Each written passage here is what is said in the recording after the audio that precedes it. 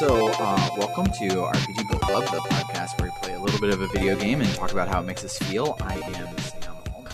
I'm Elias Sailor Eli Warren. And I'm Maddie. And today we will be finishing our discussion of Cosmic Star Heroine by Zeboyd Games. And, we'll talk about this final dungeon and final boss as much as we can. Hold on a second. Hey, hold on a second. Luna, get the fuck out of my room. Oh, and my roommate's dog just laid a big old dookie in my room.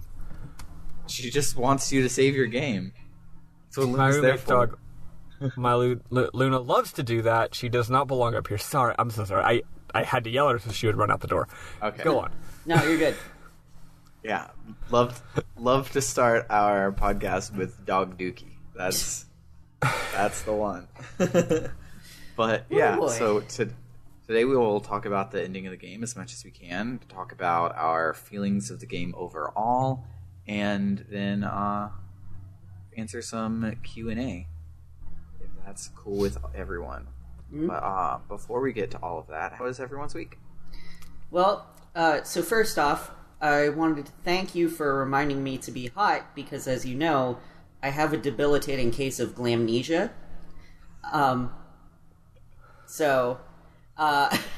Sorry, that was my dumb joke of the day. It was bad. I love it, though. Okay, great. There hasn't really been that much going on for me. Ken and I went on a date the other night and watched It Too, and I will say, it was good, but we almost walked out of it at the first scene. Wow. So, spoiler alert, gay people get beat the fuck up and killed. Aw. Yeah, it's. I can't believe Pennywise is not an ally. Well, it's not just Pennywise. It's a bunch of kids who start it. But I mean, the thing is, it's supposed to be because of Pennywise affecting people's attitudes and like spreading negativity through people and spreading toxicity and things like that. Like, it's Pennywise's influence. But that's not really made clear. I know that because... Well, also, in the real world, that happens even though Pennywise isn't real, so... Right, exactly. And, like, that's part of what made it so fucking upsetting. Right. You're just like, oh shit, this isn't a horror movie, this is just real life. Yeah. But we stuck it out, and it was really good otherwise. However, I urge extreme caution if you are going to see it, because that scene is insanely upsetting. So I'll show up late to the theater. Not to just continue on our weird tech tangent that we've had this whole time. Eli, what about is your recording timestamp, since we started at the same time? 13:47. Okay, I may have lost 5 seconds worth of stuff. I don't know. I might have started 5 seconds after you. All I know is it didn't look like it was moving just now, so this will be fun. I just love all of our computers. So look, it's gonna be great. We all love to see it, okay? Everyone should go to ko-fi.com/rpgbookclub and buy us all new computers. Where's our sugar daddy patron? Right? Technically that's Ken, because he has the highest. Yeah. It's great. I don't think he could afford us new computers, though. No. Can we get much higher? In fact, I know he couldn't, because I am his husband. And Aww. I know. True, I'm his you are husband. now. It's only been 2 weeks, and I'm still like, I can't fucking believe I'm married. I thought no one would ever marry me. I thought I was unlovable. You're the most lovable. Aww. Ridiculous. Thank you. So I think what I might be seeing as my thing freezing is Ocean Audio knows that it's not important, so it doesn't update its thing, because it seems to still be doing stuff when I click away from it. But the fact that it pauses freaks me out. Here's hoping. Yep. We'll just think like a tree and cry. But yeah. So that was Eli's week. I think we probably there wasn't really anything else diverted it. Yeah. What about you, Maddie? What did go on in my week? It's been pretty busy. Over the weekend, I promised our friend of the show, Bernard, that I would finish something very important that I was working on as a secret. You were finally playing Resident Evil? But... Yes, but I don't feel guilty about it. I tried my gosh darn best and did a really good job and didn't finish the thing. But I've been very productive with my life, like accomplishing goals and shit in general, which is nice and cool. My roommate was gone for a couple of days, so I had to take care of both of the dogs, which isn't a huge problem, except that I sometimes work very, very long hours. And that's a lot. Usually, I can kind of take advantage of my roommate being there. It's like, oh, I'm going to be working till I'm going to be gone for 12 straight hours today. Can you let my dog out for a little bit? Not so much this weekend, but it turned out fine. The dogs are fine. They're sweethearts for once. Yeah, that's it. Also, lifelong goal accomplished. I finally beat Super Mario World 2 Yoshi's Island. Oh, that's why you were singing. So that's exciting. Yes. Also, I sing that song all the time because it's always in my head. Yeah. But yeah, what's it called? I played the game like a million times. I always fall off of it, and this time I actually beat it. Oh, look, it's Yoshi. And it's a really good game. It's a great game. I mean, we all knew that. That's not surprising anybody. Turns out it was like the last 2 worlds or so that I hadn't ever really played before. Yoshi's... Yeah, but yeah, I beat that last night right before starting to play Cosmic Star Heroine. Also, right before finishing Cosmic Star Heroine. Yoshi's very proud of you, Maddie. Yeah, Thanks, Yosh. I've had a weird relationship with video games lately, because I got all the things, but I don't want to ever play all the things, and so I made an Excel sheet that'll just tell me what to play every day.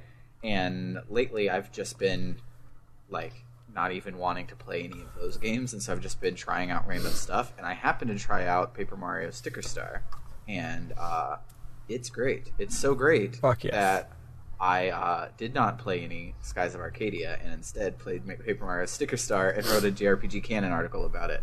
That's up for patrons as of yesterday. Oh, you did? Mm-hmm. Yeah. It's up for patrons as of yesterday. It'll be up for everybody else in about a week. But it's real good. And it's fucking good. I did finally get to one of the parts where people complained about it. But it was after I wrote the article, and I'm not going to update the article because that game needs more positivity. But people complained that the game doesn't tell you anything. It has it's kind of like in Cosmic Star Heroine, where you can press a certain button to be told what to do, and it doesn't tell you anything sometimes. And I ran into one of those. If it's in the desert, it's the second world, but there's the whole thing with the Oasis level where it's a big sandstorm, and what you need to do is drop down a vacuum cleaner sticker, but Kirsty doesn't tell you. The hint is a outlet on the wall, but I have a fan, a jackhammer. I have all these things that use outlets, and so I'm like, that didn't tell me anything, and I ended up having to Google it. So it's not. I see why it frustrates some people, but the main criticism was not it's hard to know where to go. The main criticism was it's not an RPG, but that is a heck of a lie. And yeah, I liked it a lot. Also, I don't know, these people played adventure games. Yeah. Don't they know about mashing every item you have against every other item you have to see if something happens? Yeah. But yeah, that's basically all I've done. Me and Summer started playing Higurashi together to get ready for that bonus episode, and it ate our entire week. Literally, we would wake up and she would be over on her computer. I would come to sit down with breakfast, and then she would click the Higurashi button, and then 2 hours later I would leave for work. So it's good. I'm excited to talk about it with everybody, but it ate my whole week. Is it that long? No. So the first, because we're going to divide it into 2 episodes. The first episode's worth is about 6 hours. Okay. So they're beefy, but easily skimmable. It's just a lot of reading, and so we read a lot. Gotcha. Yeah, it's not like we did it every single morning for like 5 hours at a time. Okay. It was all just like Yeah. 1 or 2 hours. I go to work at I start getting ready for work at 2 p.m. So Gotcha. it's not a big chunk of the morning. But yeah. So I can't make you guys listen to Cosmic Star Heroine right now in the stream, but you listeners in the future can listen to some final music from Cosmic Star Heroine, probably the final boss music, and then we will start talking about this here final boss.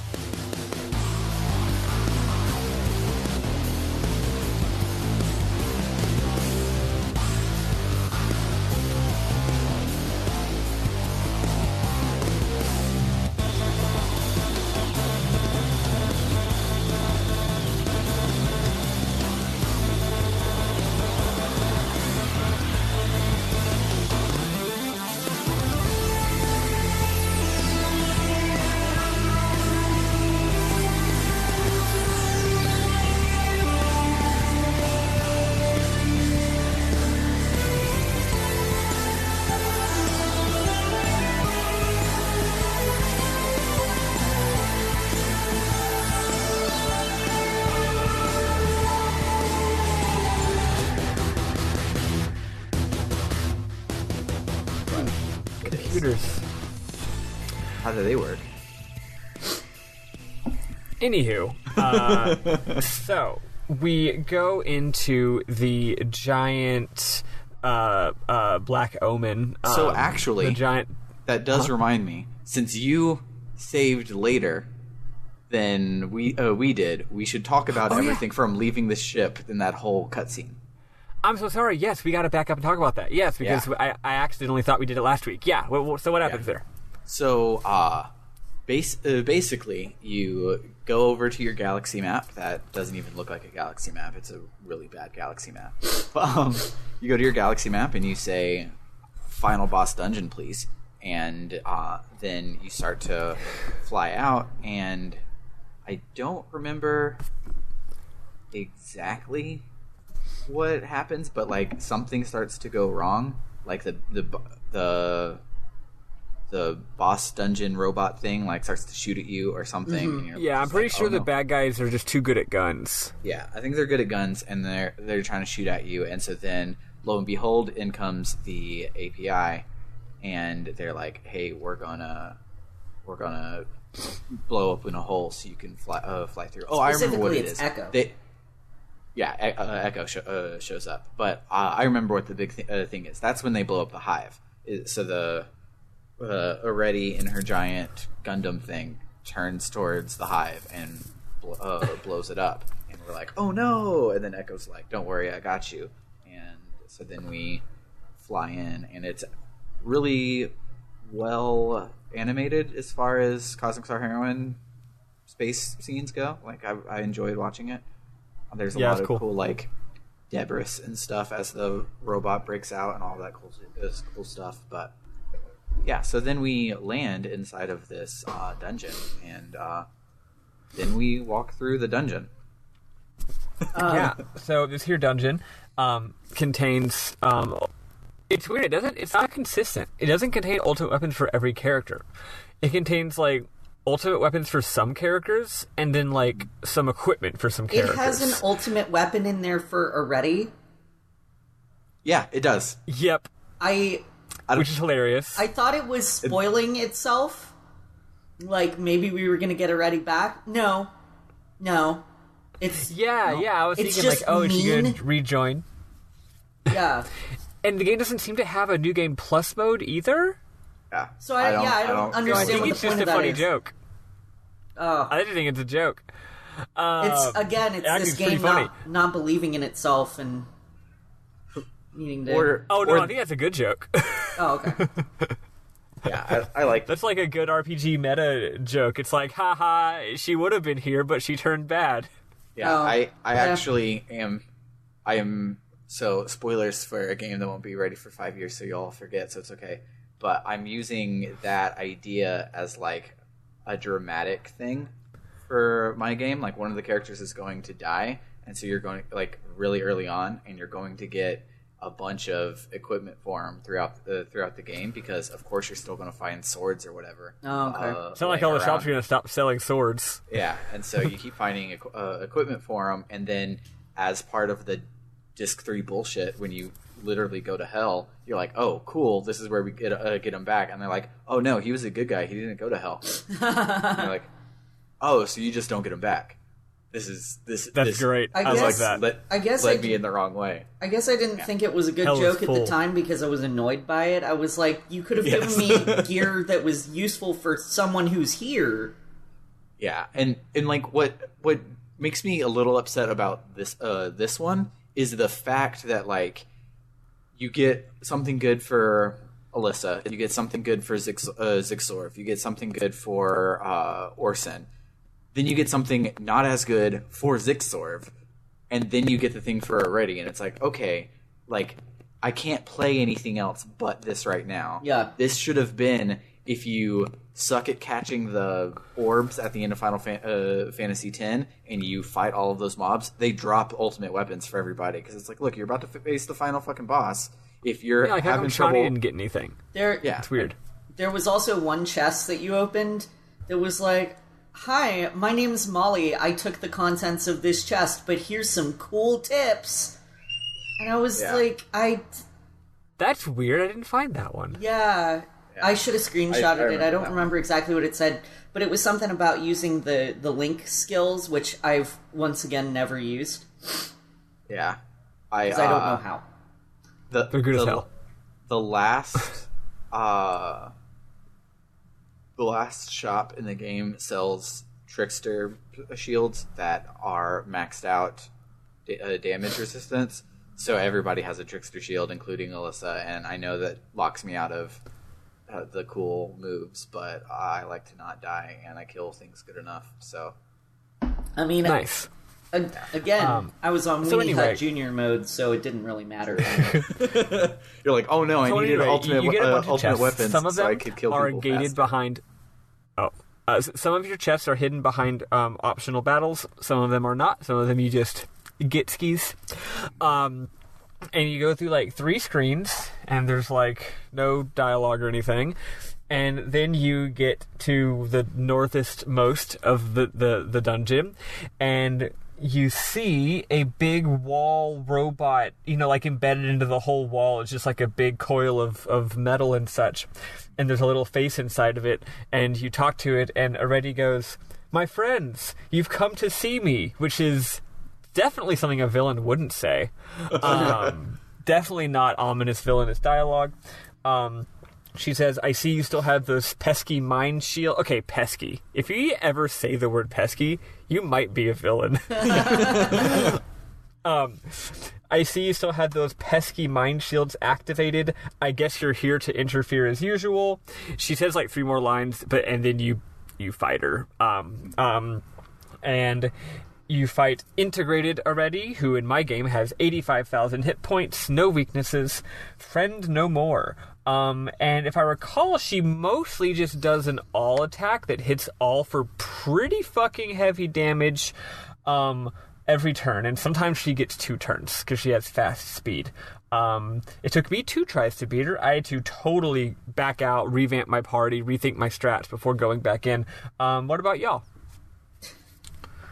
She was pretty easy.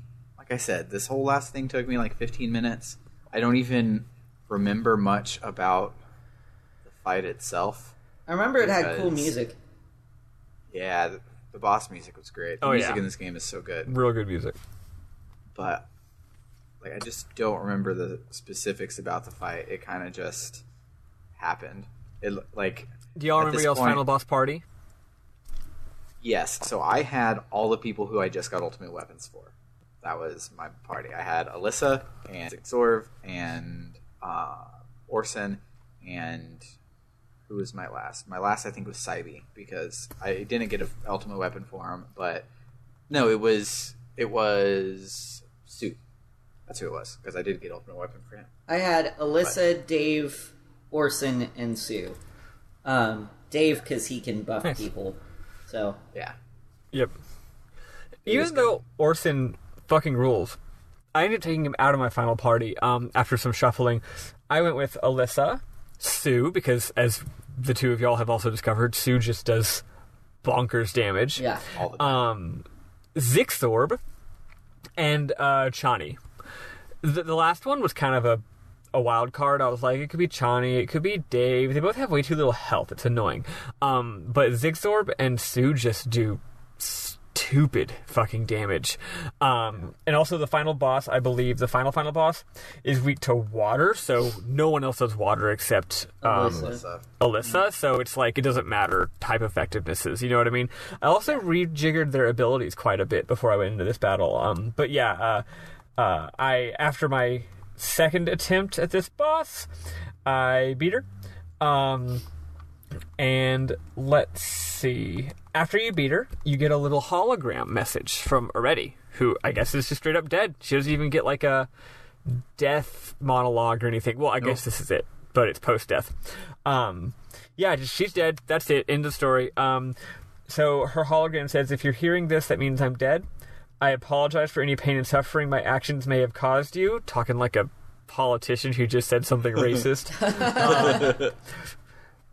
Lumina's pool is strong, but in my moments of free will, I built a virus into my eye drone. Should it rejoin eternity, it will weaken its focus. I hope this gives you the chance to destroy it for good. Succeed where I have failed, defeat eternity, then I will feel that my death was not in vain. So, you then don't get to save. No. All three battles are just one after the other. Just like battle. I was thinking this would be a good time to let me save and like change my party, but no. Whatever party you pick, you're stuck with. So, at this point, you fight. Oh, I did not get a screenshot. There's actually 3 bosses, not 2. And I took 0 screenshots for the second one because I guess nothing happens. It just slightly different tactics and a different boss sprite. If I remember correctly, the second one has doohickeys on the sides, or is that it? They both do. Yes, the second boss has 2 big arm buddies on either side, and they're actually not the same stats wise. The buddy in the middle has less HP than the boss we just fought, but it also has 2 buddies. It wasn't a huge deal. The boss in the middle has low. Whenever a boss has buddies, you got to make that decision. Like, do I go after the buddies or not? You know? Yeah. And in this case, the actual boss had low enough HP, and the buddies had high enough HP that the difference wasn't quite enough. So I was like, I'm just going to go for the boss. Yeah, me too. I excuse me. 2 of Alyssa's water moves are hit all. So like I did things to the other ones, but I was focused on just the boss. Yeah. I just focused on the boss in the center.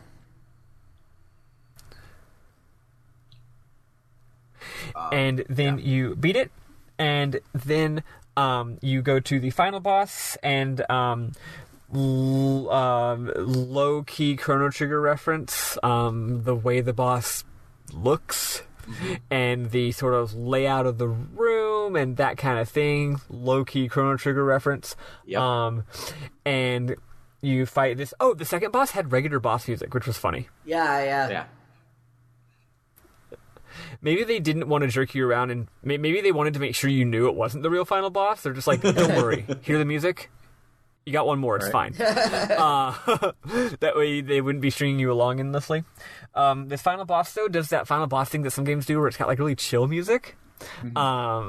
It was real good. And this one also has 2 buddies called Yin and Yang.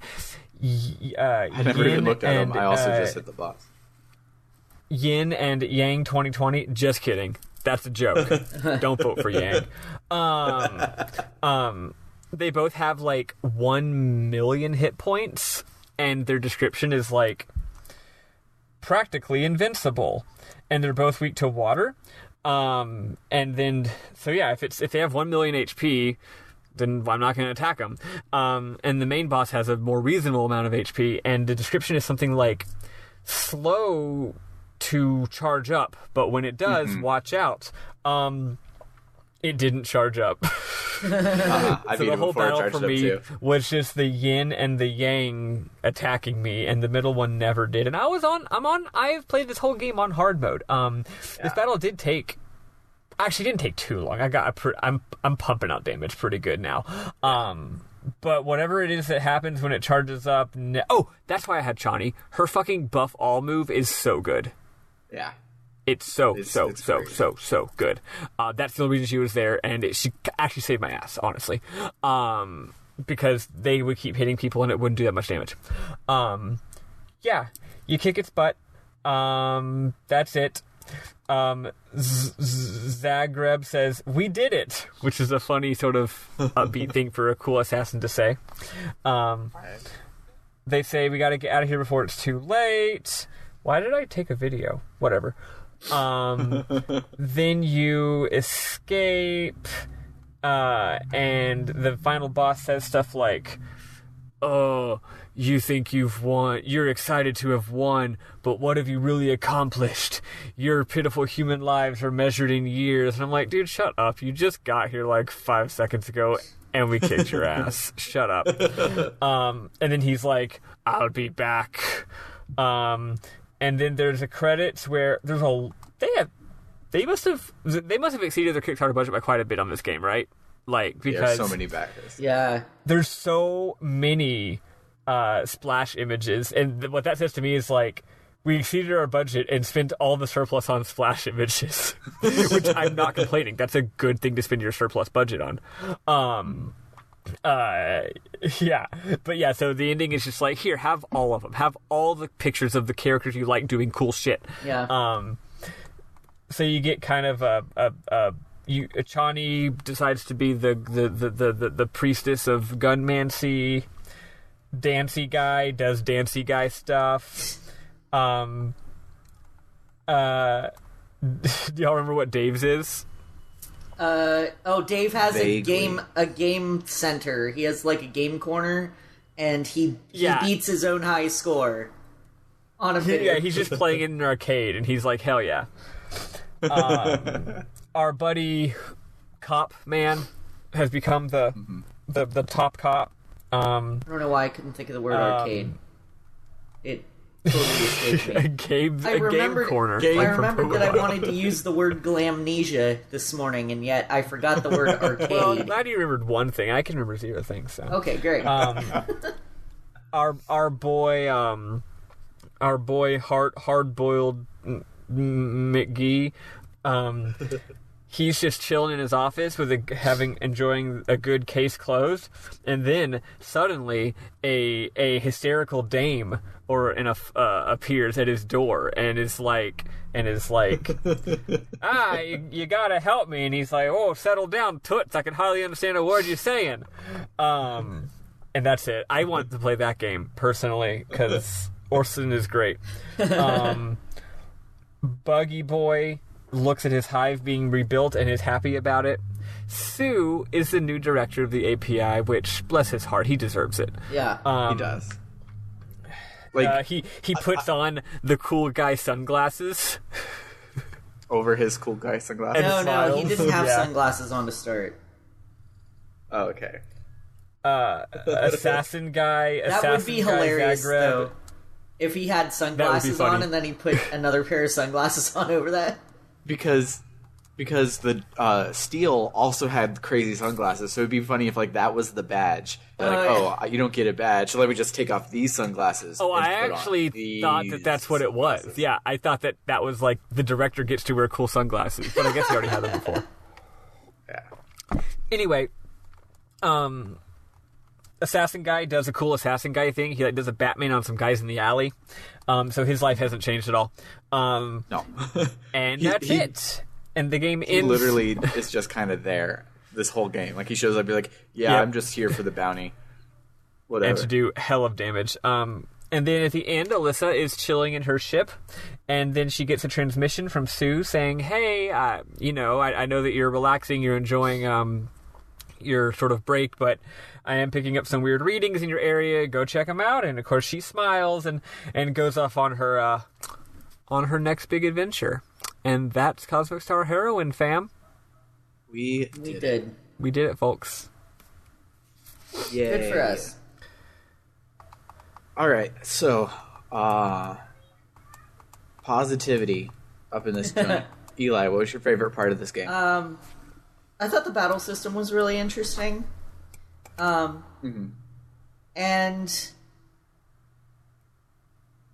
I like how it tries. The game really tries, and it's really trying to be good.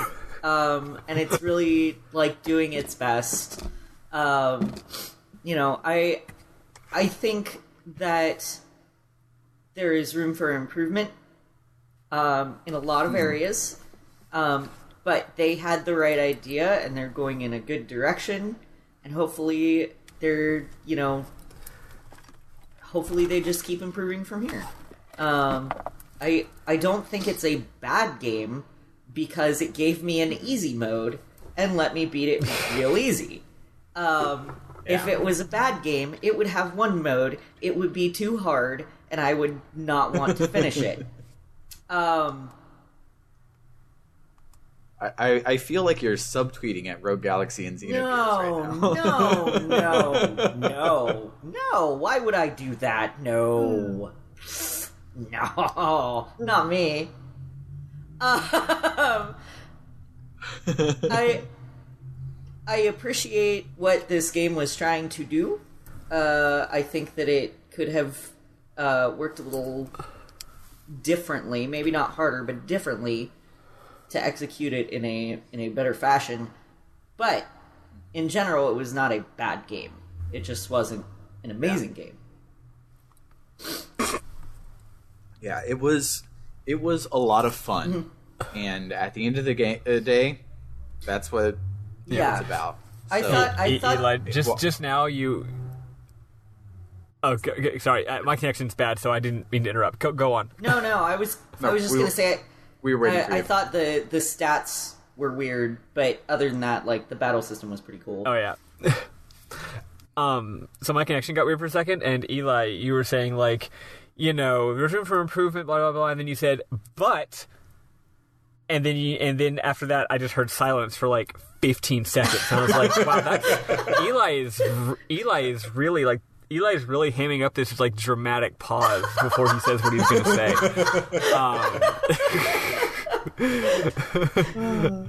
I'm the calculon of our podcast. But what? Yeah. Oh my god, the suspense is killing me. I need to know. Yeah. It was good. Anyway, what's that? What about you, Sam? So the game was fun, and like the true sign that something is not a chore, even if I talk smack about parts of it later, is like I would go to my lunch or on break at work, and I would bring my Vita with me to play some Cosmic Star Heroine, and I would accidentally take like a 25-minute break instead of a 15-minute break. That's always a good sign. I just would be having fun, and I'm like, yeah, but I've just done a couple things, so it can't possibly be 15 minutes, and it had been twice. So that's real good about it. Yeah. And makes me, like, looking back at Breath of Death, looking at Cosmic Star Heroine, and imagining what the future game will be. I'm really excited for the future game to see how good this one was, and the places where they could fix it. Yep. And just holding out for a hero. Hell yeah. What about you? What's your favorite thing? My favorite thing, as I mentioned before, the soundtrack totally whips. I do think that the soundtrack has a lack of coherence. Doesn't really have a sound. It's got a lot of different kinds of music and different sounds that just sort of whiplash whatever. And I don't think I blame the composer for that. I think it really is more to do with the fact that the game itself isn't super coherent. But that battle theme is, again, literally top 5 RPG battle themes in history. Like, it's that good. Ironically, the theme it's so good song that the boss battle also, themes don't quite keep up. And the theme song is good too. Yeah, it is. There's a lot of really good tracks. The graphics are really, really nice. The boy just keeps getting better and better at having his games have nice graphics. My favorite thing about it, aside from the music, and aside from the battles, which I've already ranted enough about, is... Well, the music and the battles is the best two things about the game. I really like the characters. The characters didn't get a whole lot of development or characterization, but they're fun and interesting and look cool, which is really, what more do you want? I mean, let's be serious. Right. Just like most big budget franchises, JRPG characters are first and foremost designed to look cool. As I think Tim Rogers said in his review of Final Fantasy XIII, every character is designed to be someone's favorite character. That someone will cosplay it.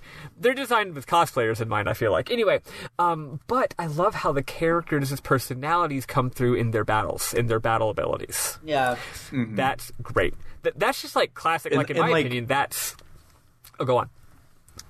I was going to say, in more than all of the like Final Fantasy VI does this, but Cosmic Star Heroine did this better than Final Fantasy. Yeah, and that's what I'm saying. It's like the idea of doing that isn't original. Like, I feel like if you're making an RPG, you should be doing that. Like, that's the whole point.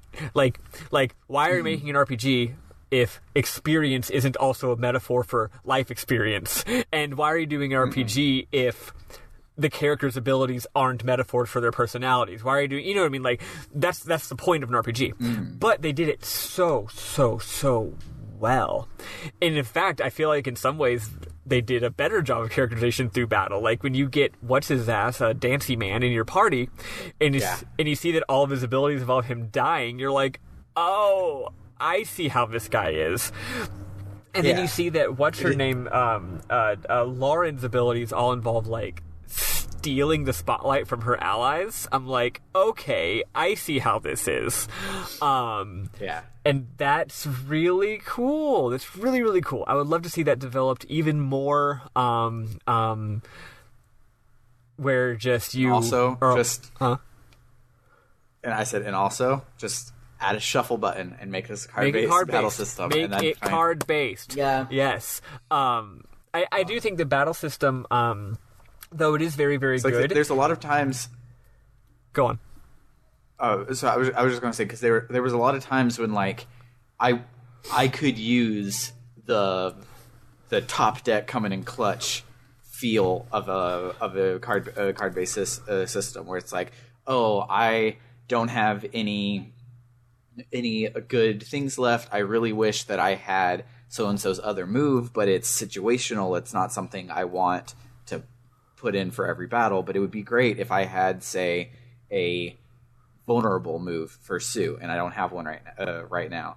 If I could just top deck that and be like, hell yeah, you're going down, boss. I'm gonna fucking vulnerable you this turn. It would make the great battle system already. Yep. I do think the battle system, I think it lost its luster a bit as it went on. It became a bit too easy to... It was in a weird place. It wasn't boring, typical RPG battle system where you just do the same shit every battle. But it also, because it was a little bit too weird for that. The characters' loadouts were a little bit too weird to just rely on just hitting your attack buttons. But it also wasn't so weird that I was thinking of really cool stuff to do all the time. There were a lot of situations where I would look at my setup and I'd just be like, what do I really do here? And I would just kind of plink away at them. And also, all the bad guys have way too much HP. So basically making it less weird or way more weird would be the solution. And I think more weird, like with a card-based, shuffling, make the characters even less able to directly deal damage, put even more of a reliance on building weird combos and shit. Because what's there is good, but it's like, it's too easy. It's the worst combination of traits, actually. Too easy to do, but you have to do it all the time. Because that means you're forced to do something that isn't actually that hard constantly, that's actually more effort than just mashing a button, right? It's more tiring. That's how I feel about like Pokemon, right? With PP, like it's not hard, but you still have to keep thinking about it. Whereas if it was harder, then it would be an engaging intellectual exercise. If it was easier, you could just space out and hit mash. Being stuck in the middle is like, eh. Yeah, because about halfway through Cosmic Star Heroine, you realize like, oh, okay, Alyssa is going to buff on turn 1. She's going to use her all water on turn 2 when she's hyper. Yep. And wash, rinse, repeat the whole battle type thing. That's then you kind of figure out like your thing, and so then like there's not much that a boss can throw at you to make you change that. Yeah. Unless somebody has a not very often used ability of a certain element and they come up weak to that element, then instead of Alyssa using water, she just puts her buff on the person with that element, and then it's the same basic all thing. three of the final bosses were like, wait for Sue's style to get super high, then try to do all these at the same time. Vulnerable the enemy, buff Alyssa, use Alyssa's my next attack is a burst attack, and then on her hyper, use her unite ability, which is unite ability with Sue, that does a burst on Sue and uses all of Sue's style, and then bam, 40,000 damage. I just did that every battle. Whereas if it was a card system, it'd be great if you could pull that off, but you can't necessarily pull that off. So then you're having to ad hoc figure out your cool combos. One thing I just realized about this game is there are already 3 tabs, so you could have how Alyssa has her like just punch a dude for free, and like you could have everybody's free abilities always be available, always in your hand, and that's the first tab. You can maybe even spice in a couple extra ones, and then you have your items tab, but then your third tab, instead of the programs thing, that just be your hand, and that's just random shit every turn to pick from. And so it's like, there's a lot of options. It adds the mashability, and it adds the like weirdness factor to it, and it wouldn't change much about like you wouldn't have to redo almost anything. Like you don't even have to give everybody like a giant ability list. Like Mega Man Battle Network is card based, and your hand is only 5 and your deck size is only 30, and most people are at that right now, and so you just lower their hand size and increase the like add 1 or 2 more abilities for everybody, and you're golden, pony boy. One final comment about the game's design. I've been wanting to say this for a few weeks. I'm pretty sure this isn't even favorite. This is favorite or least favorite, or I don't know. It's just notable, very notable thing. Mm-hmm. I'm pretty sure the game has like almost no fucking RNG in an RPG. So. That's a bizarre thing. There is an actual ability. There is an actual ability called RNG, which does a random amount of damage, which I thought was kind of funny. Right, there's a handful of those. A few characters have them. But attacks do not do RNG, and you'll notice that if you're fighting a group of enemies that are all the same type of enemy and you use an all attack, you'll notice that it does the same damage to all of them every time. Yeah. Everything's based on calculations. It's pretty complicated calculations, attack, defense, but also style and hyper and all that stuff, so you can't exactly predict it, but there's no RNG. Stats, even stats are not RNG. You're hitting a stat meter when you use a stat on them. You're lowering their meter, and if you lower it, it hits them. Turn order is not RNG at all. So the fact that there's literally 0 RNG means that it actually is 100% a solvable strategy game, except you have limited information, of course, which is... I'm not even sure how I feel about that. That's bizarre. Yeah, that's crazy. I wonder if like speedrunners have caught on to that and have routed it, because like it would be great to know, like, oh, use these 3 abilities and it will kill the boss in your first set of turns. Yeah, for every single boss. It's wild because like one of the fun things about our RNG is that having to react on your feet to things you didn't expect. Like, I think not having it for status effects is almost bad, because every time I use a status effect, isn't the fun part that it might work? Like, if I have a boss who is not very weak to poison or not very weak to stun, I know for a goddamn fact using it on him isn't going to stun him. It's just going to lower his stun meter so I can stun him next time. I'm probably just never going to use the move. But if there's a chance that it might stun him on the first turn, 50-50, then I'm going to use it, right? Anyway. Especially if it's on one of their, like, setup turns before they go hyper, where it's like, oh, well, I don't have anything to do this time. Might as well see if I can vulnerable. Anyway, that is that is a gutsy move. That's a very, very extremely bold design decision that is kind of actually absurd. So extremely cool props to Zeboyd for that, and I hope some people pay attention to that and think about it, because that is... I don't think I've literally ever seen that before. Yeah, that's cool. Wow. I like it a lot. Good job. All right, that's it for me. Good job. Yeah.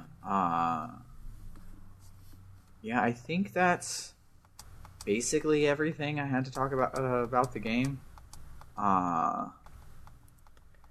Yeah, that's like it's good. We got most of our in-game stuff last time because we got more. And kinda, we probably should have just ended last episode, but we had no idea because there's not even guides. Yep. And that was fun. Just crazy. Forging a path unknown into this was very fun, I thought. Yeah. Speaking of forging a path, so on Monday, a week from today, we will be discussing... Crap, I don't have it up. That's a weird name for a game. Such a good segue. I mean, it's Lost Odyssey, but I was going to say the exact part. But we're starting that next week? Yeah. Cool. Yeah. I need to get the Xbox. Yeah. So, for Lost Odyssey, we will be saving on the world map before entering the Grand Staff construction site. I did my homework, and I plotted out all of the episodes for both Lost Odyssey and Last Remnant, because I did it before we had decided which game we were playing. But I plotted out all of the episodes and when we're stopping. So let me take a look at that shit so I can comment on it, but that sounds probably good. I did it because so the wiki for Lost Odyssey had it in chapter chunks, and so I basically took that, divided it by hours, and looked at it, and so I did it from there. So it wasn't just counting bosses like I used to. It was like, this is a plot beat of the story. I gotcha. I just did it by there. Yeah. Yeah. So, yeah, should be cool. If it's really long, we'll adjust. Yeah. But for Eli, Eli's taking marriage slight sabbatical, and we'll a slight sabbatical, and we'll just be watching the cutscenes. I have no idea where this is. So hopefully they're like, all right, everybody, let's go to the Grand Staff construction site, and you can know to pause. But other than that, I have no clue. So we'll see. I'll probably end up beating it before you start watching it, and I can tell you. We'll see what happens. I mean, look, if you get to the cutscene where they're at the construction site, then you've gone too far. Good old country directions. I just realized, if you hit the railroad tracks, you've gone too far. Since we're playing this week, I should do what I do whenever we play a game I played before, which is provide tips. Kind of way more so than any game we played before, Xenogears, even more than Dragon Quest V. This is, again, real-ass RPG hours. It's pretty tough, actually. So put some damn effort into it. Good reason Eli takes a sabbatical. It's not hard as bitch. It's not hard as a motherfuck. But it's like, if you ever thought, I wish Final Fantasy X had been a little harder, well, here's a game for you, buddy. Oh, cool. Glad I'm not playing then. Yeah, there was a lot of times in Final Fantasy X I was like, I wish this was a little easier. The game doesn't have whammo difficulty, at least until the second disc, so you should be okay, but there's going to be one boss this week that is real tough. It's the one at the top of the mountain. But it's like Final Fantasy X, it's like the save point heals you, so you just run around a little bit, you know what I mean? But pay attention to shit. Second tip, honestly, this first week, it's kind of boring. The game doesn't start off that great. So, Just be aware of that.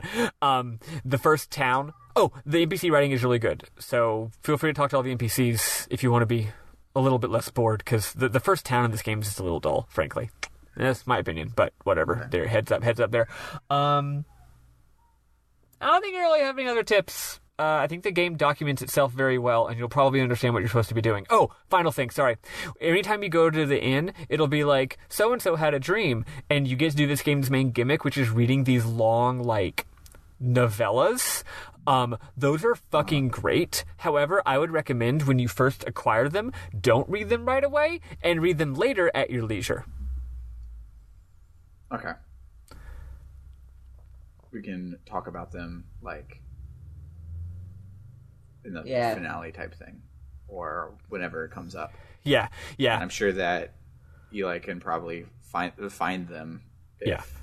Just doing them right when they show up is just kind of a weird pacing killer, and also would make our talking even longer. So we're gonna have to discuss what to do about those. Okay. We shouldn't ignore them because they're fucking great.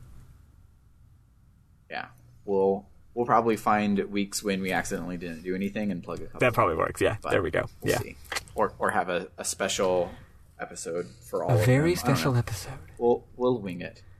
But then after we finish this game, which is like 15 weeks from now, but it's important because I then will be gone for 1, maybe 2 games, and it'll just be Maddie and Eli, and maybe Bernard because he'll be editing. And that would be helpful because I don't know. I'm not sure I am entertaining enough to keep up with just me and one other person. You literally have a YouTube channel which is just you and one other person, and it's great. So I don't know.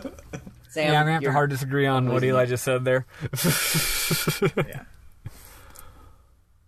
But, I haven't made a Let's Play in quite a while, and while I appreciate that you two think I'm entertaining, I think you're lying to me to make me feel better, but...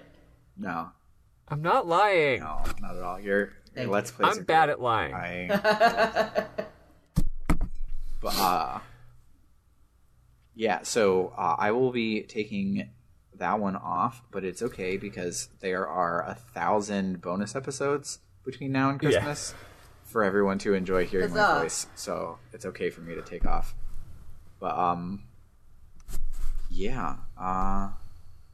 don't know what y'all will be playing. I hope it's something short because I'm trying to get us at least close back to a year cadence. We took way too long on year 1, but I'm trying for the future us to have 2 shortish games and 2 longish games, or 4 20, 25, 30-hour games. But last year we did like an 80-hour game, and then a 40-hour game, and then a 60-hour game. And no. Next year, we're doing it, fam. Next year, we're doing 1 game. Next year, we're doing... Dragon Quest. No, even that wouldn't be long enough. But yeah, we're doing Monster Hunter Portable Unite, which its main quest is 200 hours long. But I think that's all of the business. I forgot to click memorable moments when we were doing that. I'm so bad at being the Twitch host. Why do you guys let me do? I'm not paying attention to it. What's Twitch? So let's scoot on over to our Q&A section and let me talk about what people want us to talk about. Hey Sam, we should do a bit where it's like I'm Bob the Tomato and I'm Larry the Cucumber, and we're here to answer your questions, except it's with us. No. Oh, okay. But let's see. So that was back in July, so that's not for this one. So it's September questions. So if you could copy any character from another game and paste them into Cosmic Star Heroine, who would it be? Wait, say that again? I'll just do what Zaboy did and say Chrono's running animation. LOL. If you could copy any character from another game and paste them into Cosmic Star Heroine, who would it be? My answer is everyone from Rogue Galaxy. I feel like all of these people would. Yeah, that's a good answer. That would work out a lot. I don't know how to answer that. I don't. So the answer is Papyrus. Well, yeah, Papyrus belongs in every game. I was also thinking the Crystal Gems because they're aliens. And so they could go to like the Gem Homeworld and get themselves shattered.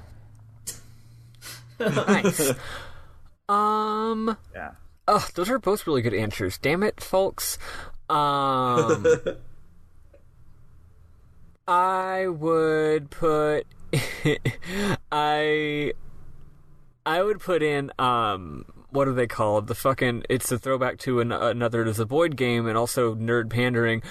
I would put in Tycho and Gabe from fucking Penny Arcade not because I like them at all, but because it's pandering and a lot more people would buy the video game.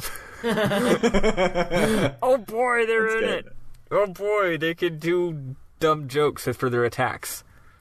Right. So this is one that we are uniquely equipped as a podcast to answer. Even which of the characters are gay or trans? No.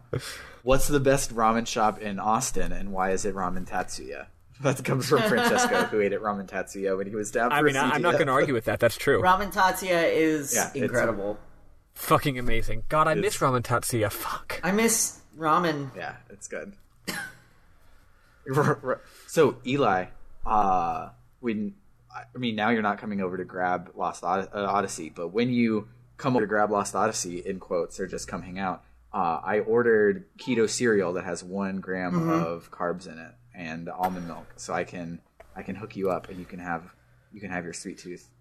I'll thanks. You can come get your gram. Yeah, I got you a dime bag of cereal. Carbs. Carbs, but they're not carbs. It's great. It's like made out of like monk fruit and soy or something, and it's great. You know, soy will turn you into a girl. It happened to me, folks. Ultimate soy boy, Matty Webbin. Weird, because I eat soy things, and I'm turning into a boy. Maybe you looped around. I got so much estrogen in my body that it just like came full circle and turned into testosterone. Yeah, you got to 6,536 overflow error estrogen, and it overflowed back down to 0. It's like Gandhi in Civilization. Oh yes. Yeah. So, what's your platinum trophy story, or 1,000 gamer score story, or any gaming achievement that you actually accomplished that you're proud of? My platinum trophy story is that Undertale came out on the PlayStation 4, and I beat the entire game, and it gave me all the trophies. Because I'm really good at Undertale now, and by really good I mean I can get through without dying most of the time, and on a true pacifist, not on a genocide. But like Toby Fox made a bunch of achievements because PlayStation required him to make achievements. Yeah, and they're like jokey. Yeah, they're all really jokey achievements. They're really easy to get, and like there's this whole thing underneath Papyrus's fridge where you have to donate, or you don't have to, but I mean it's for achievements. You can donate your gold to the dog, to the annoying dog, and it'll like build stuff. What's really, really funny about that is that for the Nintendo Switch version, there's no such thing as achievements on Nintendo. So you can go into that room, but that room is fucking trashed. It's hilarious. And there's actually another boss fight in there on the Nintendo version, and it's a great boss fight. I love that. That's awesome. Yeah. So my boring platinum trophy story was I, for some reason, really liked... I mean, I also say it's like a 4.5 out of 10 barely playable trash game. But I also really love the original Assassin's Creed. My problems with it are all due to balance and not game design. That's why I'm glad that it made a bajillion sequels where they could fix all of that. But the original Assassin's Creed, I cussed my way through the whole campaign because instead of making the challenges difficult, they just made more drunk people to hit you and break you out of your hiding hole. And I hated that. It made it super frustrating because there was nothing you could do to defend against that. And so you didn't get good, you just suffered through it. But it also had 1,001 hidden fucking flags and so many feathers and shit. And so I just was like, yeah, running across buildings is fun, so I'm going to do that. And I got all of them over a weekend back in college, and it was great. But that one's not very exciting. It's just I did all the things. One of my favorite platinum trophy stories is not actually... I haven't actually done it, but I was reading... I was looking up when to stop for Higurashi, and so I was looking at the achievements to see, because it's a visual novel. It has to have achievements on Steam, so it's going to basically just be chapter markers. That's how Cosmic Star Heroine was as well. And so I was like, well, let me see where we should stop. And I found a Steam achievement guide for Higurashi, and it says, go to your options, tell it okay to skip unread text, click that toggle, click auto mode speed all the way to the maximum, click play, click auto, walk away, come back in 5 minutes, and you've got a platinum. That's really funny. I love that. Yeah, but what about you? I have one that I just did a few days ago.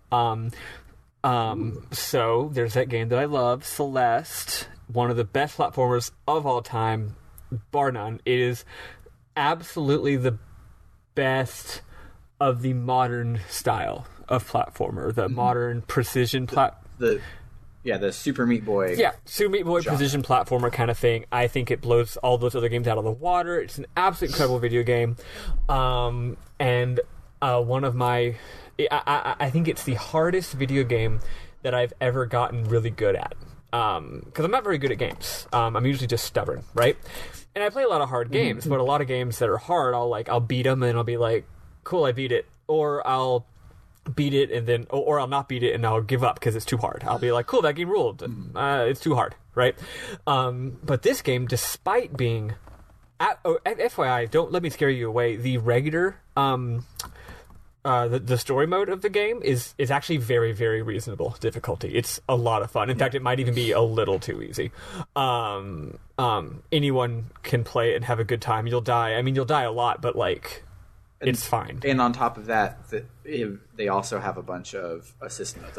Celeste having an assist mode is kind of what started the modern conversation about assist modes. Celeste having one and Sekiro having one. Yeah, those two together pretty much made that the current. Yeah. So it's real good, and you should play the normal mode at least. But it's got all these. It's got B-sides, which are basically complete. It's a complete another campaign of the same levels, but they're way harder now.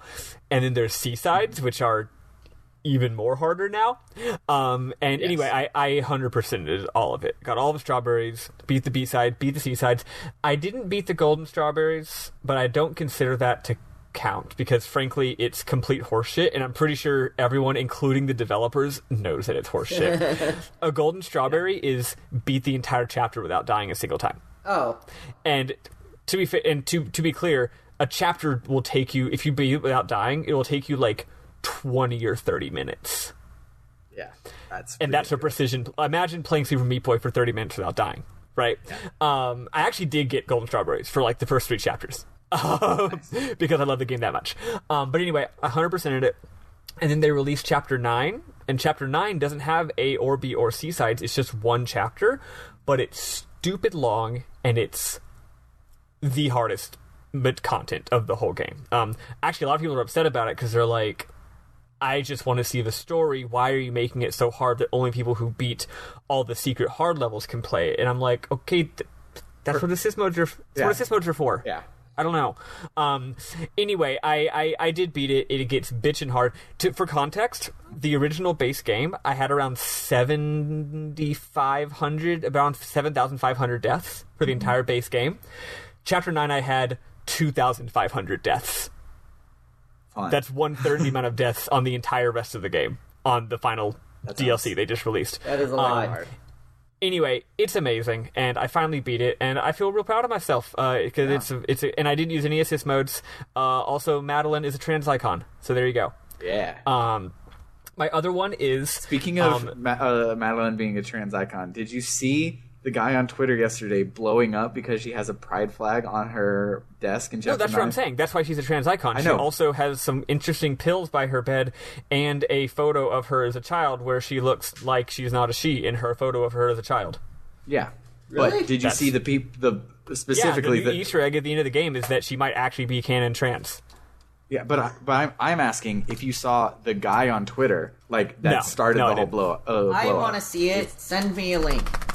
Okay. What did he say? He's at One Angry Gamer HD, but he's like, it's the most colorful thing in the frame, and everyone's like, no, like her hair is. He's like, but if you zoom in, it's way more colors than the rest of it. He's like, why would you zoom in? Because that's where the flags are. And like, why would you like? That doesn't make that.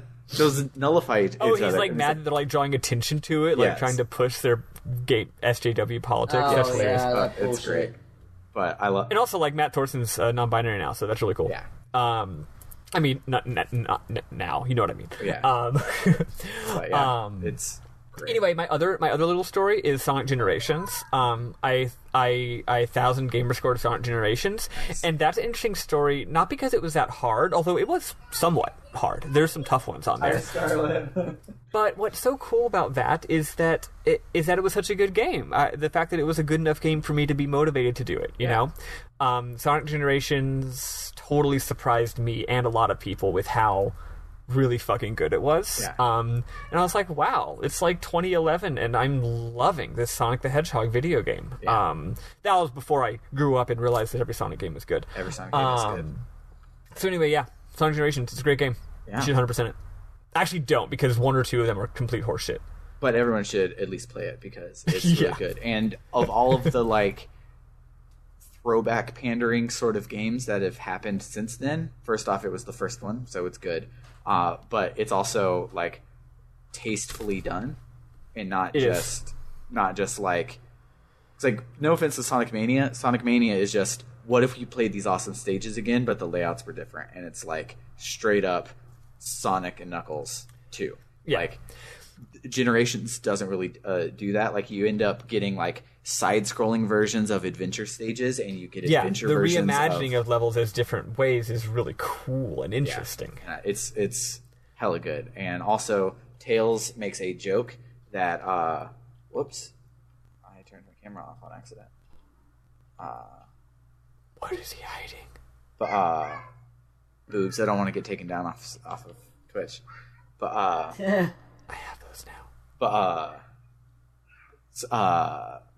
Tails makes a joke that it added me on Twitter pretty much, because you get to the chemical plant zone and modern Sonic and Tails are like, what's going on? And Sonic is like, what's that purple water? And Tails goes, I don't know, but suddenly I'm anxious. And I'm like, same.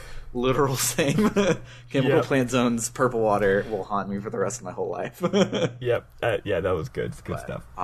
Yeah. So the next question is, and I love this one, and so I'm going to take the first answer. Would you like to see more RPGs inspired by cultures we haven't seen a lot of?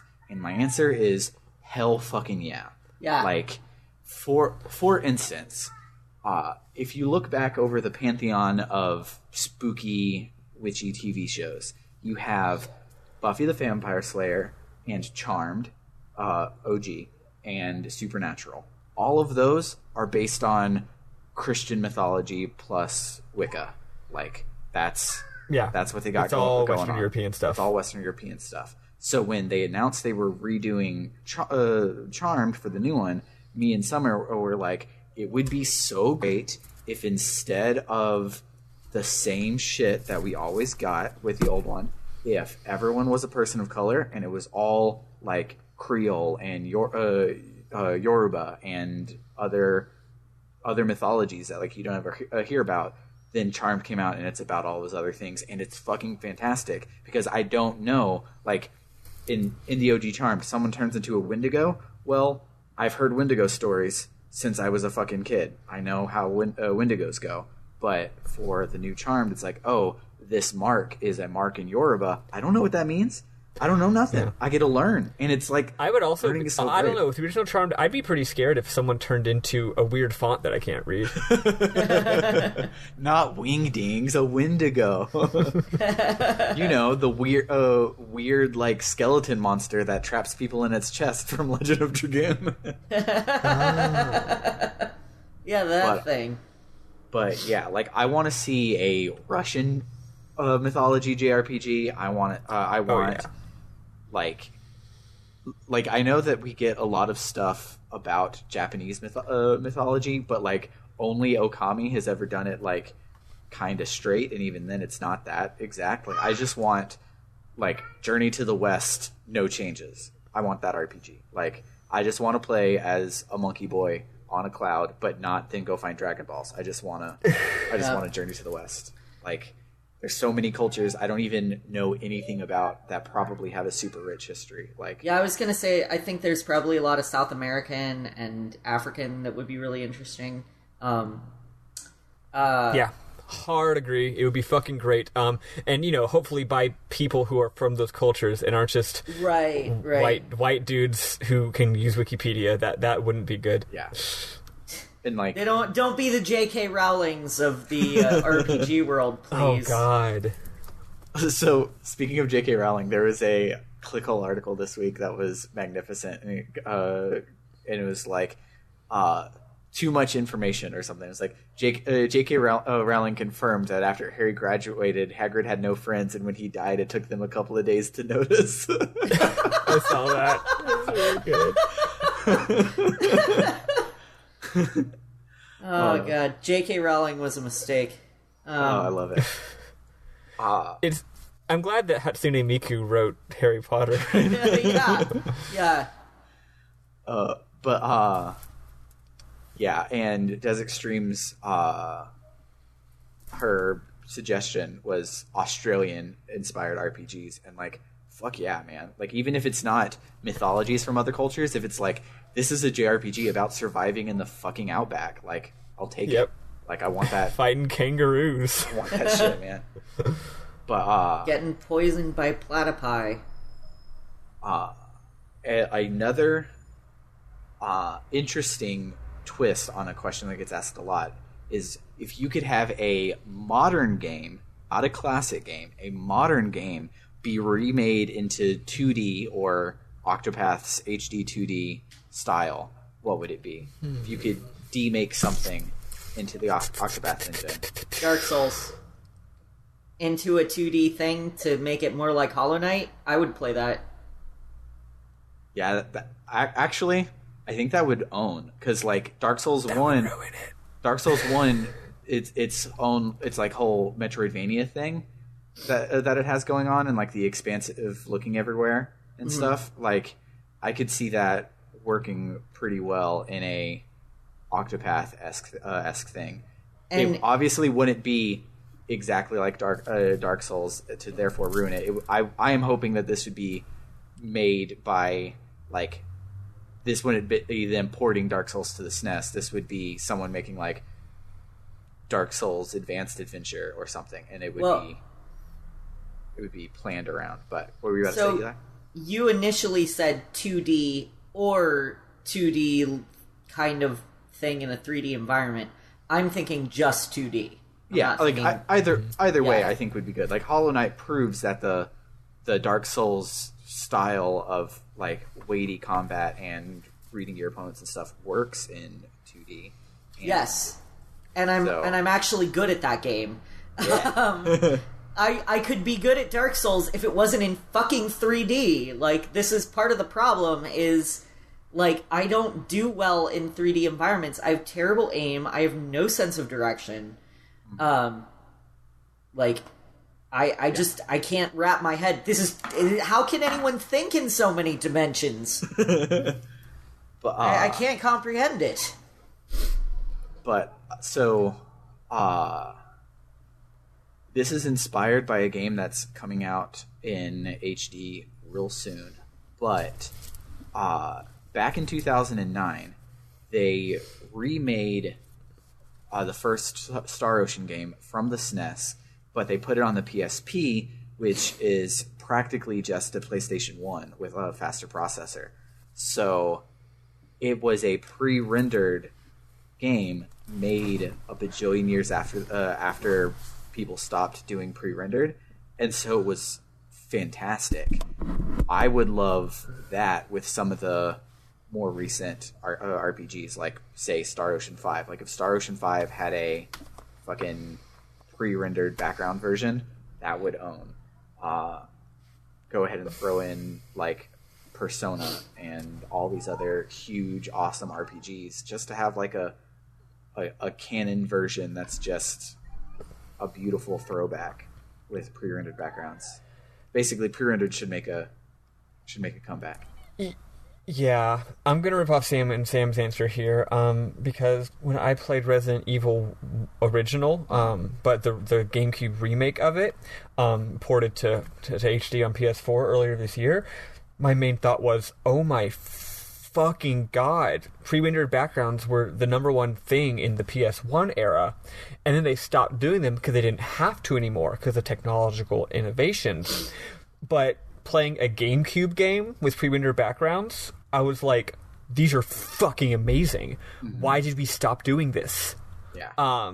Instead of making better pre-rendered backgrounds, we just stopped doing them because we could do full 3D now, right? Mm-hmm. But also Final Fantasy X had a lot of them as well. Mm-hmm.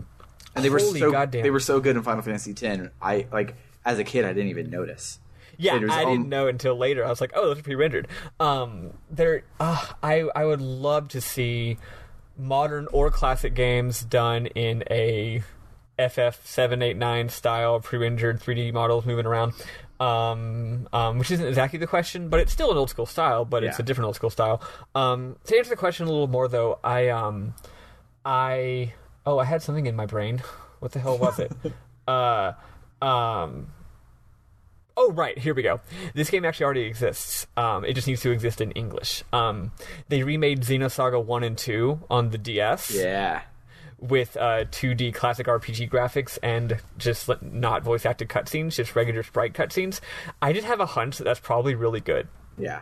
I feel like in a lot of ways Xenosaga 1 and 2 would be better if they were 2D typical RPGs and you could click through the dialogue instead of waiting for the super long cutscenes to end.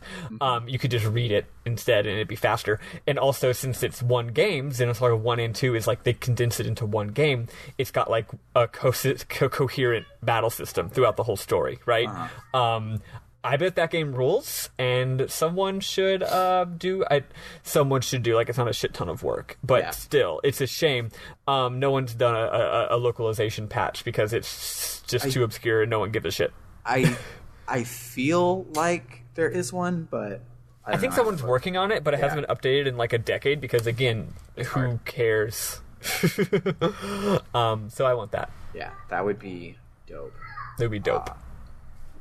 Also, Xenoblade Chronicles, I would love in the specifically like Star Ocean 2's battle style, where it's a 3D, you're moving around a 3D battle, but your sprites and everything. I just think Xenoblade Chronicles 2 would look hella good with that sort of shit going on. That'd be dope. Our final question. My answer is gonna post cringe and make us lose subscriber, but. Always. What is the best pizza topping? Oh God, what is it, Sam? It's pineapple. No, actually, it's Canadian bacon. Canadian bacon is the best. That's not cringe. It's just fine. Whatever. But the pineapple was the posting cringe. Make us a lose subscriber. That's fine. I like pineapple. I don't like pineapple. I like pineapple juice, but only if it's mixed in with other juices. Yeah. I'm very picky. My answer is I'm going to give 2 answers. I did look, too. I'm sorry. You can experiment all you want, and having variety is definitely fun. I just went to the store recently, and I always get frozen food to supplement my actual cooking in case I'm too lazy and don't feel like cooking that day. Mm-hmm. And they had a sale, so I got 3 pizzas because it's like 3 for like $9 or something, which is crazy. In California it is. In Texas that's normal. Yeah. Anyway, all 3 of the ones I got were like unusual, like pesto chicken or whatever the fuck, and those are fun. But like regular ass pepperoni pizza is so fucking good, right? Like, it's so good. You can't beat it. My second one is mushrooms, because mushrooms are a miracle food that makes anything taste delicious. You are a woman after my own heart, because those are my answers. Pepperoni and mushrooms. Mushrooms. Actually, I don't think I would put the 2 together, though. Actually, I don't think I would put mushrooms on pepperoni pizza. I love pepperoni mushroom pizza. You can, but I think it goes better more on like white sauce. But you can put mushrooms on anything if you want. Yeah, that's I will eat mushrooms on any kind of pizza for sure. True. Yeah. So that's all the time we've got. I got to get back to playing Paper Mario Sticker Star on my Nintendo 3DS. Good joke, Sam. Thank you. But yeah, that's all of our Q&A. It's still so sad that a live episode only went an hour and 30 minutes. But yeah, I don't have much else to vamp about. Eli, do you want to talk about Space Mutiny a little? I know that Maddie probably didn't watch it. Yeah, the MST3K Space Mutiny is great. The movie is... I feel like it would be unwatchable if it wasn't for people riffing it. So, Sam has a different take on that. Yeah. So, I'm going to preface this with what was originally my conclusion statement. I am so glad that Mystery Science Theater 3000 exists, and I'm so glad that everybody loves it. It is also not for me. It is like. While watching it, the style of riffing just kind of was like throwing out random things to say and making a lot of culture references, which for a person who loves Homestuck, that's a weird thing for me to say, but it's slightly different in Homestuck. But it was like, oh, you're Andrew Lloyd Webber or something, and I'm like, okay, type thing. And I would be mad for them making me remember about Andrew Lloyd Webber. And there are parts that I really, really love. So starting on the positive note again, the movie kills people by pushing them over a railing too often. Like if say there are 100 character deaths in this movie, 95 of them are being shot and then they fall over a railing. It's like funny. That was the only stunt they knew how to pull off, and they would put down the mattress and then toss someone over a railing. And that's it. And so they're like counting how many times it happens, which is like okay. But then at one point, the weird bird dog shaped robot. Oh, that's Tom Servo. So Servo. So they're watching, and it's like the climax of the movie, and somebody gets shot, and they fall off the railing, and Servo is you're thinking of the gold one, right? That's Crow. Yeah. Okay, that's Crow. So then Crow is like, God damn it, this is brilliant. Did you see that? He got shot, and he fell over the railing. I don't know why you're saying this is a bad movie. This is a fucking masterpiece. And that caught me. It made me giggle so much. There's one point in the movie where some woman gets killed, and then like a scene or two later, she shows up again, and they're like, wait, she's dead. Yeah, those sorts of things that are like engaging with the material to then make a joke on it, I really, really enjoyed. And maybe Space Mutiny, like is too good of a movie underneath, and so for the first 10 minutes it's like just a boring movie. It's not a bad movie. Its badness starts later, and so maybe I like started on the wrong foot with it. Maybe I would enjoy other ones more, but for the most part, it just was like. So I made a comparison that it turned out to be the perfect movie for Cosmic Star Heroine's movie night, because Cosmic Star Heroine, I sometimes would wish the jokes would shut up and just let me watch the dumb, weird, bad sci-fi JRPG that it was trying to be. And I felt it's like it's MS3 TKing itself. Yeah.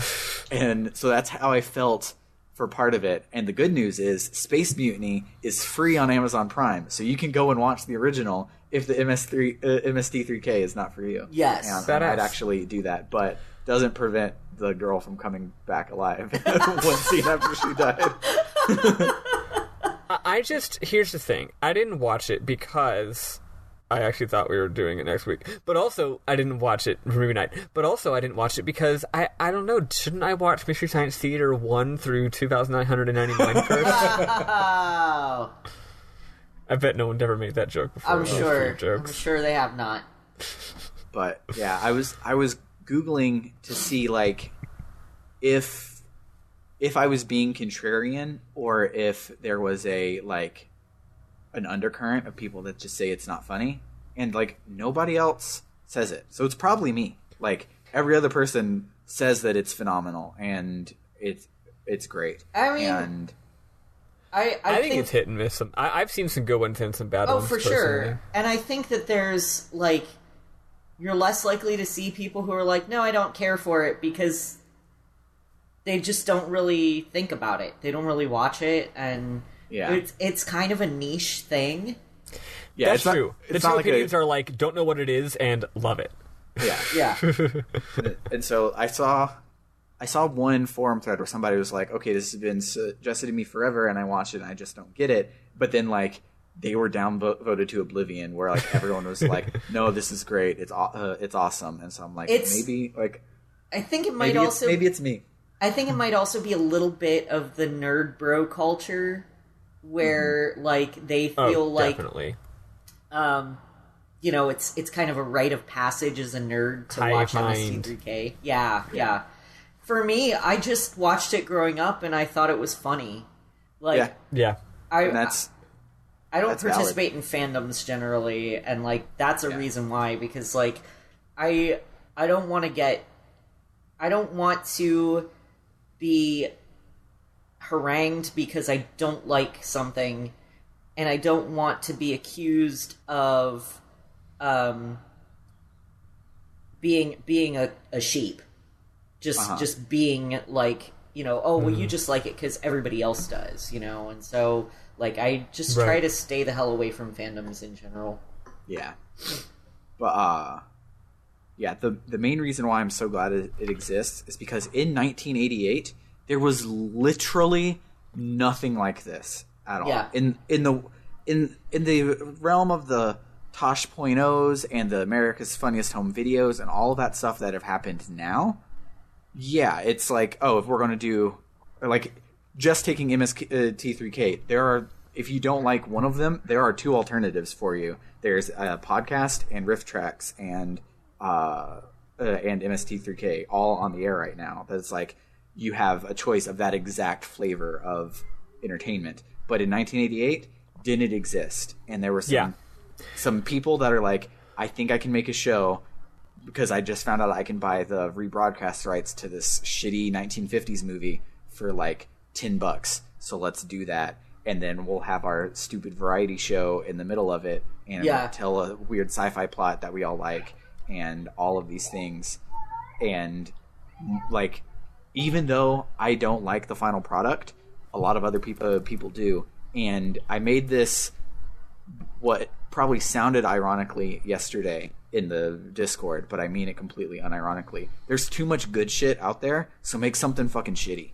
And like, yeah, MST3K has become a cult classic, and everyone in the cult is culty about it and loves it, but it didn't like just like change everything. It just made a different genre of reality show that can exist. And like, that's okay because people love it anyways. And so if you... Why must a show be good? Isn't it enough to see a face huge?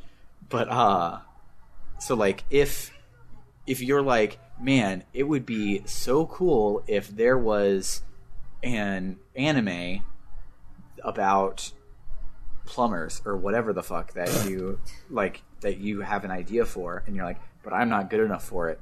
Yeah, you are. MST3K was enough to invent an entire genre of entertainment.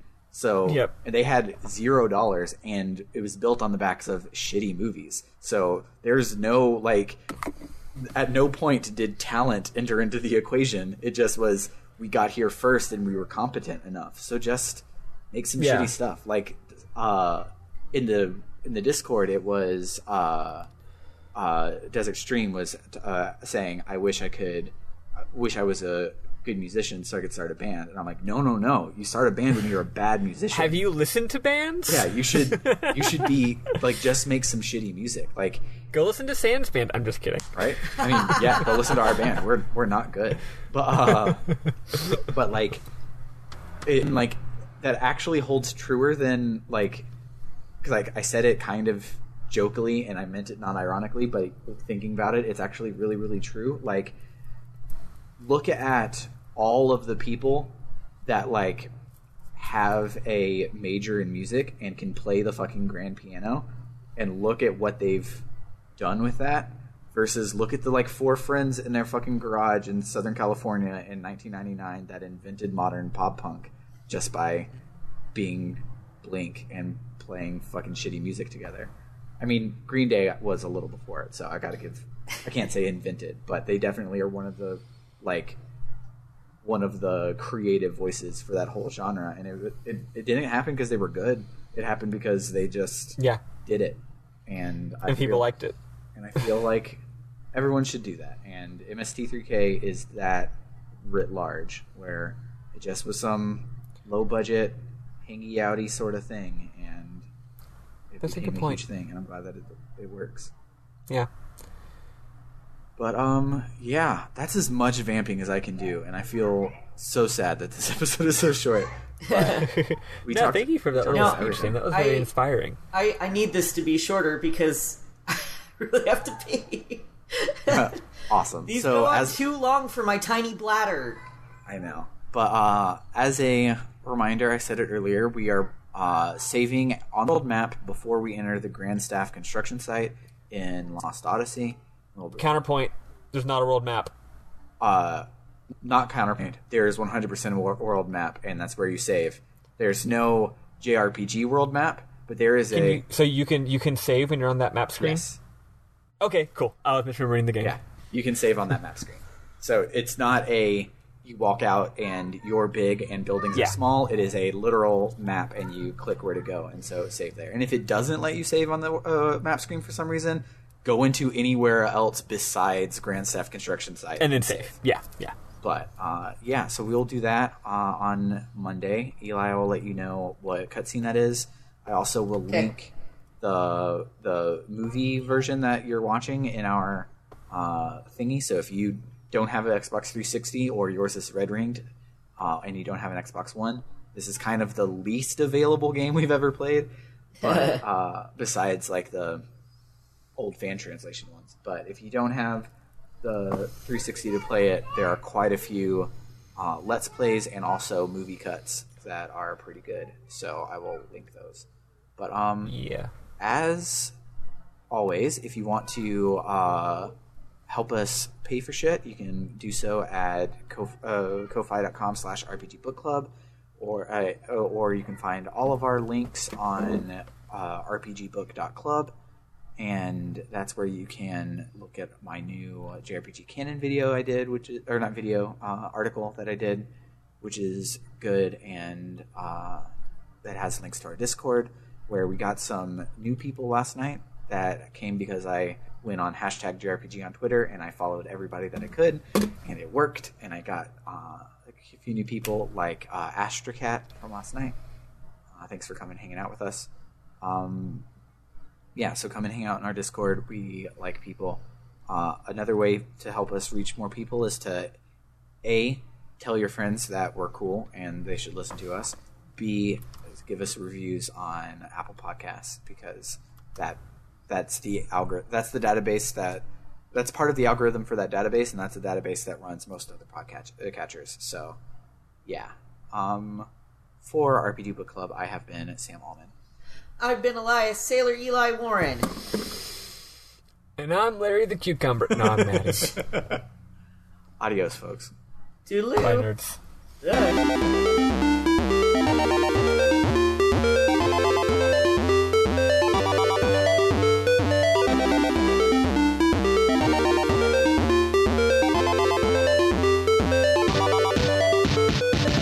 It's a movie magic. You know what's a great word? It takes forever. Edited. What? Edited? Edited. It is a good word. Edited. Edited. It's actually a terrible word, but we have to say it a lot in these modern times. Especially if you're saying, I edited it. Yeah, I edited it. I edited it. I edited it. Where do you stop? Where's the line? Could you Out imagine? here in the Bay, there's like a treat, like an icy treat called an it, I think. So if the company, I don't know, say the company made a tweet about the new Stephen King movie, you could say, I edited it. I edited it tweet. Imagine someone with a stutter trying to say, I edited it. Oh. Wait, isn't that you? I mean, yeah.